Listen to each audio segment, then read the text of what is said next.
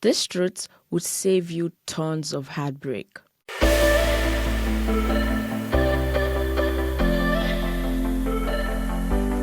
Hello, my friend. My name is Precious Olalere, and I would like to welcome you to the Court of Love podcast, where we rule on matters of the heart using biblical principles. Have you ever found yourself wondering why you can't just seem to get things right with your friendships and relationships?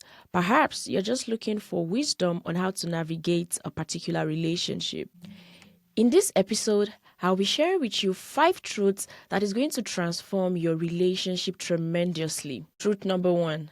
Never change your values or standard and principles for anyone.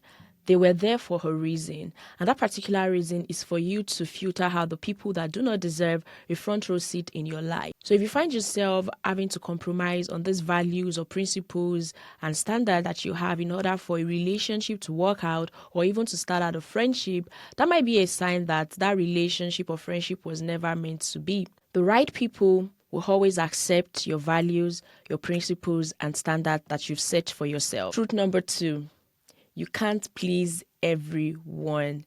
I understand that as humans, it's our natural instinct to want to please everybody. But the truth of the matter is that it is nearly impossible and even exhausting to want to please everybody in our lives. What we can do is actually to do our best to make everyone around us feel safe and feel comfortable when they are with us. But you trying to please everybody is a game that is never going to work. Truth number 3, you don't have to wait for an apology to forgive.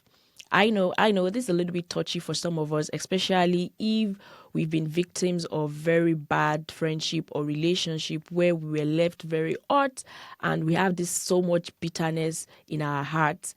And it can be very hard to forgive that person that has hurt us, especially if they are not even owning up to the bad things that they've done. They're not taking responsibility for how they've, hurt us. When you forgive someone, you are not condoling their behavior. You are just freeing yourself from being their internal victim. And so it's important for us to know this and learn to forgive even before an apology is tendered. Trust me, it's going to save you a lot of heartache. It's going to save you a lot of headache. It's going to save you a lot of emotional stress. One thing that you can do to forgive people quickly is to ask the Holy Spirit for help in order for you to be able to overlook some things that people have done to you. Trust me, it can be difficult, but at the end of the day, it's your heart that you're protecting. It's your emotional space that you're guiding. And so learn to forgive even when people do not apologize. Number 4, if you want to improve your relationship, invest in yourself.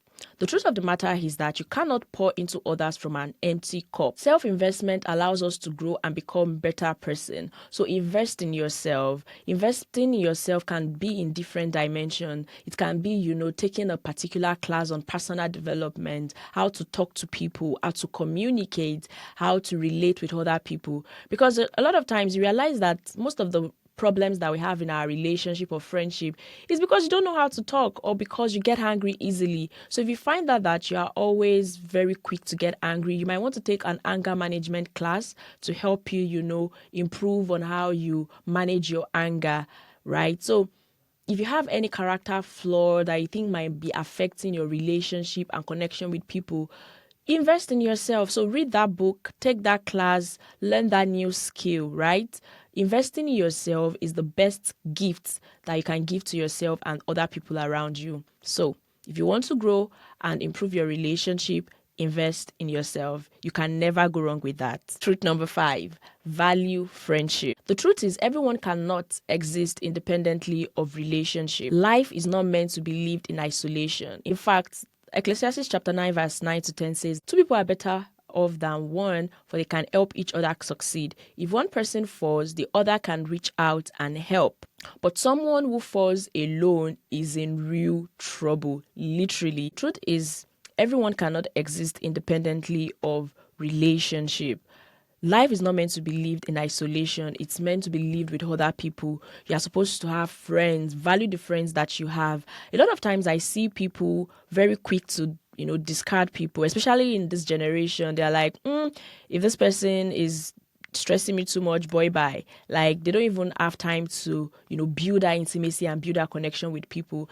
Everybody's going through stuff, and we need to be able to offer every other person around us grace. We should not just be quick to discard people like personal items. They are humans with feelings, and we should be very mindful of that. Value the friendships that you have. When they are celebrating birthdays or they are celebrating a milestone, we should be there to offer our support. If you call this person your friend, the expectation is that you are there to walk that journey with them. They are celebrating a milestone, you are there to celebrate it with them,